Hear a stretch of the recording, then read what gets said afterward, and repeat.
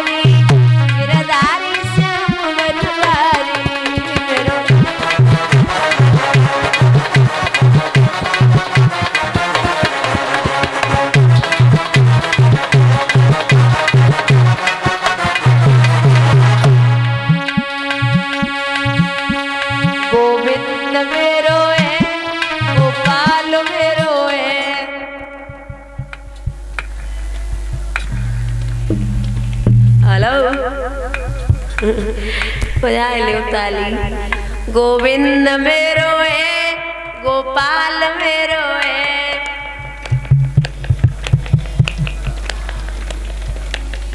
पीछे का नींद में हो लला। गोविंद मेरो है गोपाल मेरो है।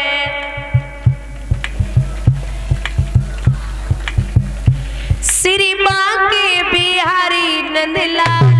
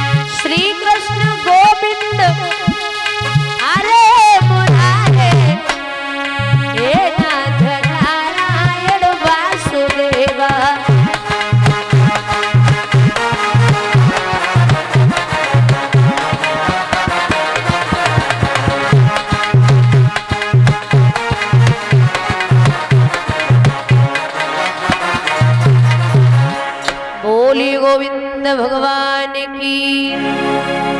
दोनों हाथ ऊपर उठाके बोली बाल कृष्ण भगवान की। महाराज श्री सूत जी वर्णन करते हैं, हे शौनकादिक ऋषियों,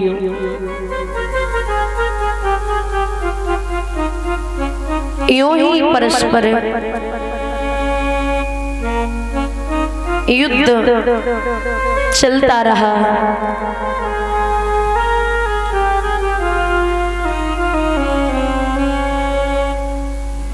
एक दिन दुर्योधन उदास बैठे तो द्रोणाचार्य पुत्र अश्वत्थामा ने जवाब दियो कि आप इतने उदास है, कोई कारण? बोले हाँ भाई मारा गया, कर्ण मारा गया, मेरा बेटा लक्ष्मण मारा गया, सब खत्म होते जा रहे हैं। अब कहां जाएं, क्या करें? तो अश्वत्थामा जवाब देते हैं कि हे दुर्योधन जी, किसी ने भी पांडवों को नहीं मार पाया, लेकिन मैं आपसे प्रण करता हूं कि मैं आज आपके सामने पांचों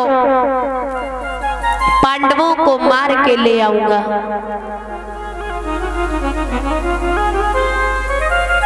बोले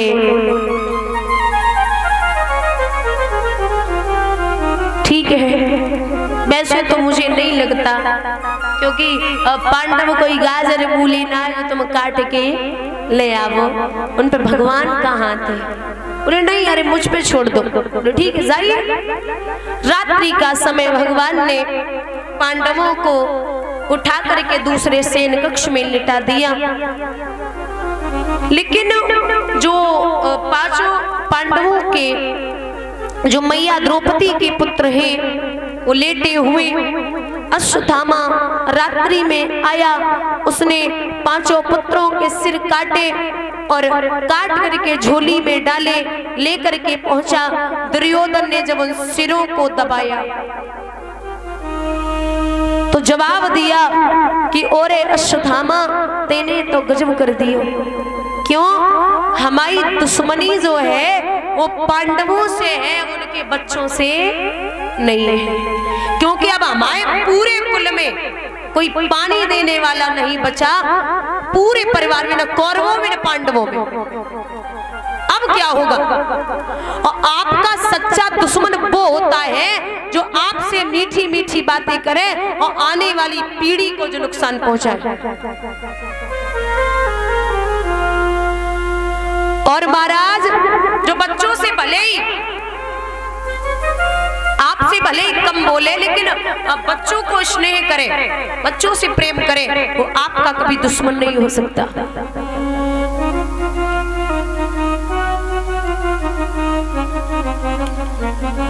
सुबह जब रणभूमि में हुआ तो डेरों में रक्त बह रहा था, हरवला पड़ी रो रही थी, द्रौपदी बाल बिखराए हुए लालों पे पड़ी रो रही थी। मोहन के आते ही बोली, आओ मोहन वे बाकी है, अथवा इस खेल तुम्हारे में अब और खेल भी बाकी है, आइए। भगवान ने देखा तो पांच पांच पुत्र पड़े हुए। प्रण किया है कि मैं उस अश्वत्थामा को तुम्हारी आंखों के सामने ही मारूंगा। जब ये बात सुनी तो चली ही भगवान अश्वत्थामा को पकड़ा, लेकर के द्रौपदी के सामने पहुंचे। तो द्रौपदी ने जब अश्वत्थामा को देखा तो जवाब दिया, भैया इसे छोड़ दो, इसे मत मारो। क्या बोल रही है? बोले हाँ, क्यों? इसने बच्चों को मारा, तेरे 5-5 बेटे मारे गए। बोले एक बात बताइए, अगर आप इसे मार भी देंगे तो मेरे 5 बेटे वापस आ जाएंगे? बोले नहीं। ये जाति का कौन है? बोले ब्राह्मण। आप कौन है? यदुवंशी। बोले ठीक है, आप जानते हैं, तो आप ये मत भूलो कि ये ब्राह्मण है, और आपने अगर ब्राह्मण पे हाथ उठा दिया तो ब्रह्म हत्या लग जाएगी। और भैया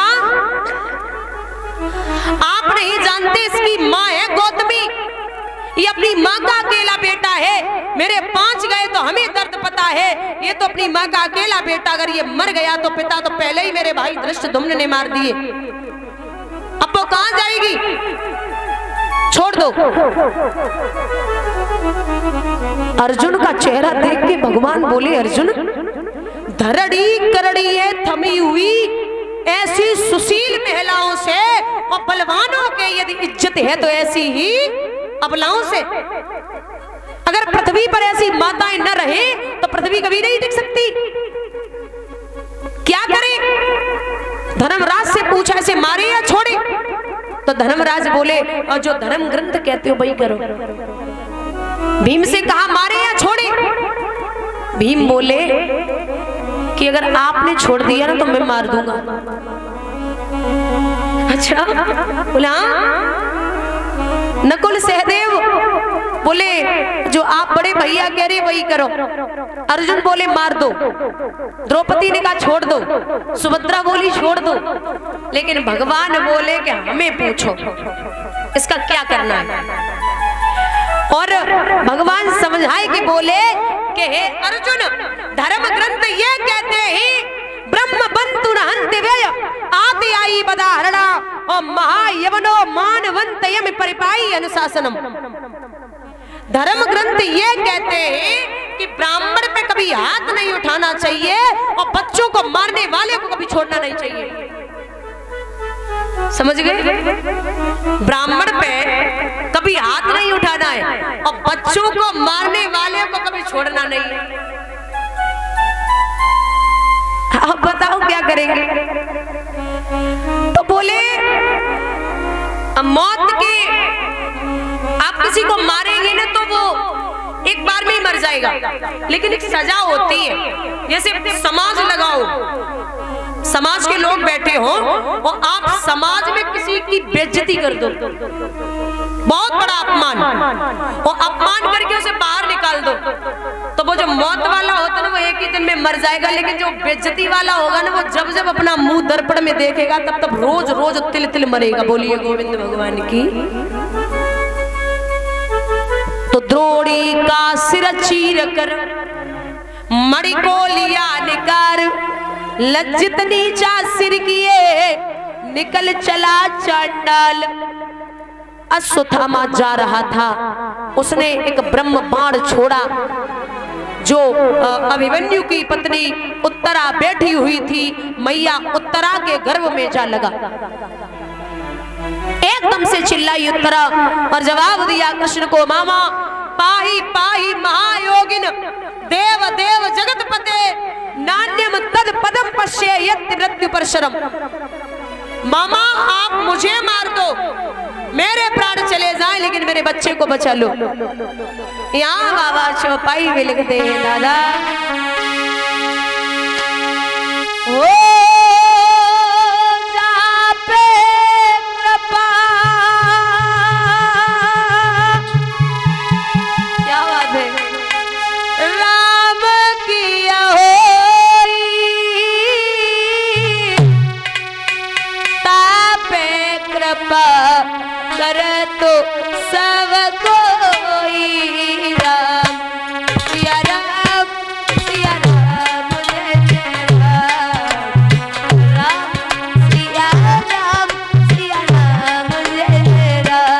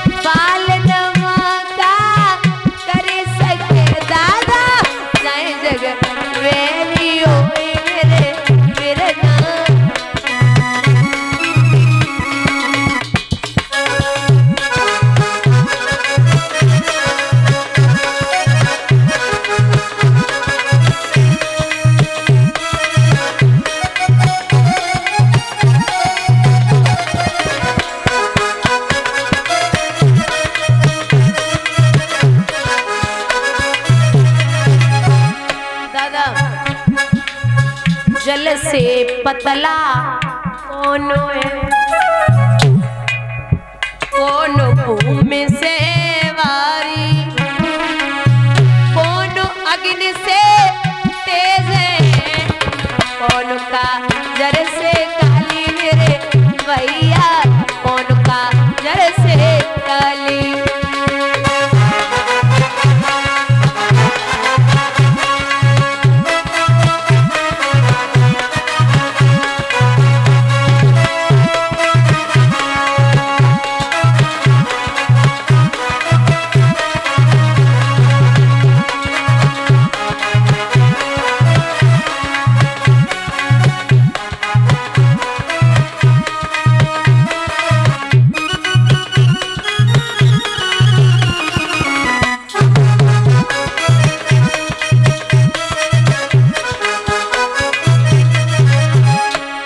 बुजुर्गों, जल से पतला ज्ञान,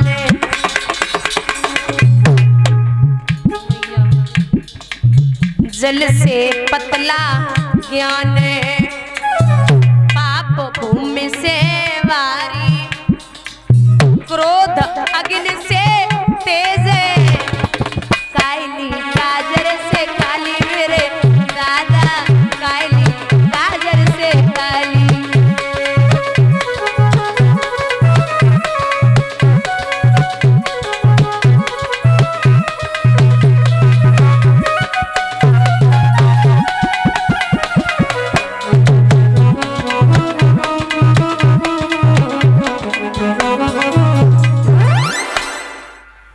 बोले महाराज, यहाँ गर्भ जो था वो जल चुका था, भगवान ने उसमें दोबारा प्राण डाले, जिस पे 1000 हाथ वाला रक्षा करने वाला होता है, उस पे 2 हाथ वाला भक्षक कुछ नहीं कर सकता।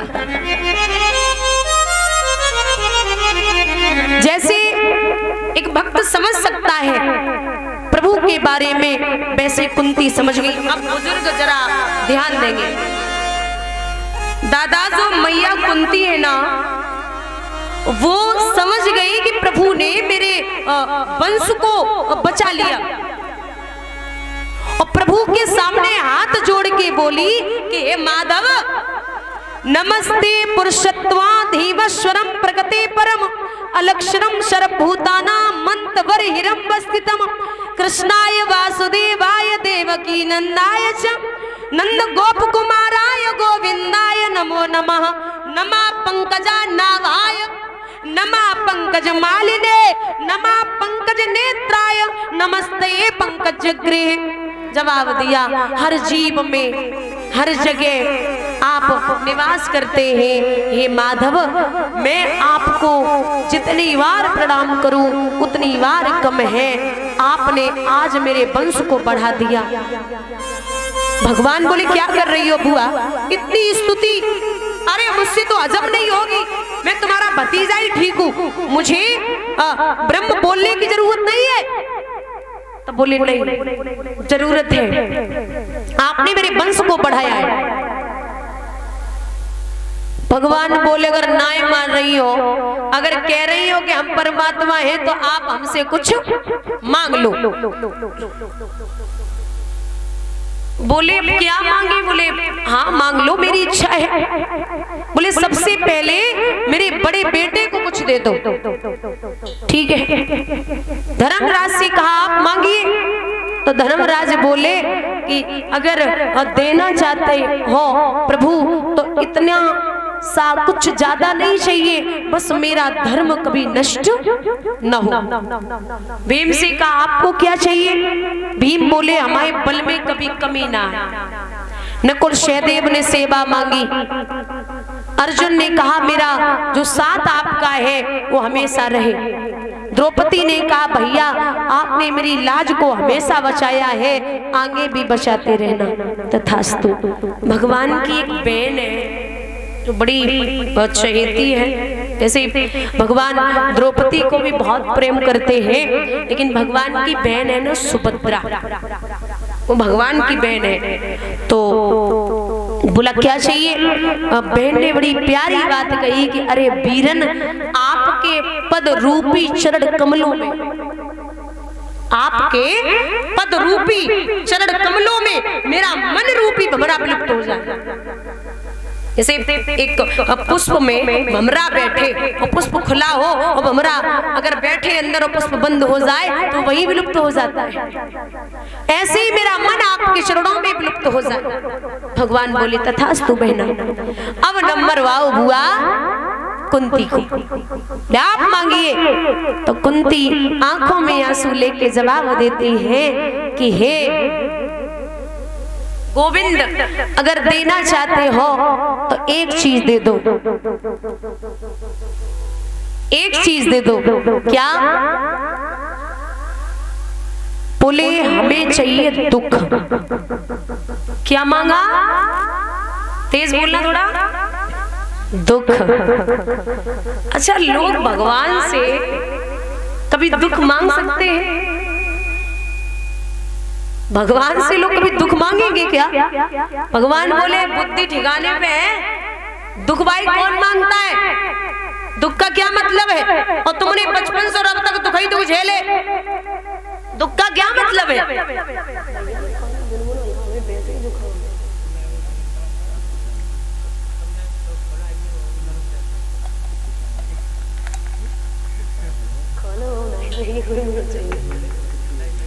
महाराज बोले कि दुख का क्या मतलब है?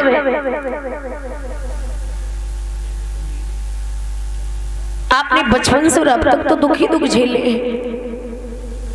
दादा ये जो कुंती है ना, कुंती, इनका असली नाम कुंती नहीं है। कुंती का असली नाम है प्रथा। ये सूरसेन की बिटिया थी और सूरसेन के पुत्र है वसुदेव, वसुदेव के बेटा है कृष्ण, इसीलिए कृष्ण कुंती को बुआ बोलते थे। प्रथा को बचपन में एक एमपी में, मध्य प्रदेश में एक जगह है मुरैना, मुरैना के राजा थे जिनका नाम था कुंत भोज। उनकी कोई संतान नहीं थी तो उन्होंने प्रथा को गोद ले लिया। अब राजा का नाम था कुंत भोज तो बिटिया को नाम पड़ गया कुंती।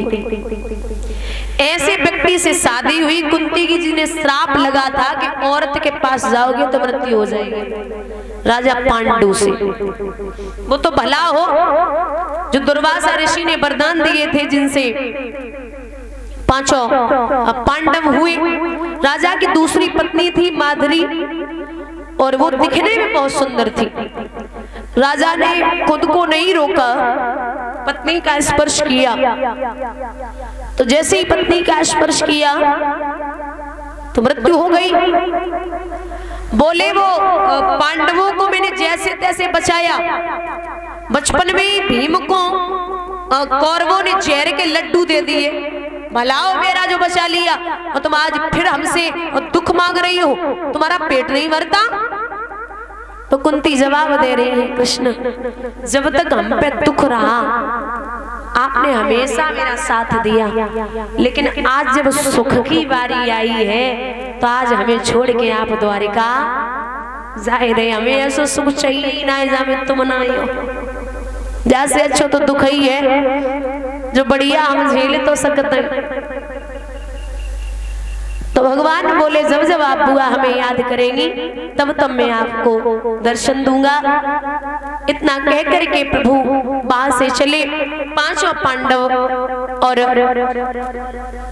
मैया द्रौपदी पितामह भीष्म के पास में पहुंचे, जो सरसैया पर लेटे हुए थे। प्रणाम किया, चरण स्पर्श किए पांचों पांडवों ने।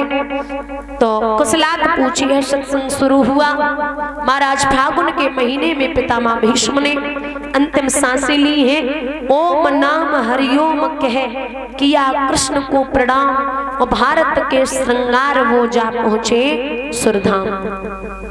अंतिम सांसें ली, हर हर गंगा के किनारे दफनाया। आए हैं घर पे तो घर में बड़ी खुशी है। घर में जो है एक पुत्र ने जन्म लिया, जिसका नाम रखा गया परीक्षित।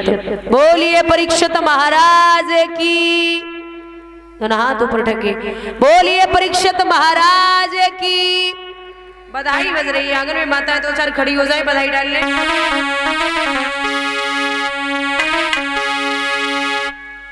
मुंह न बनाओ, खड़ी हो, बधाई डालो।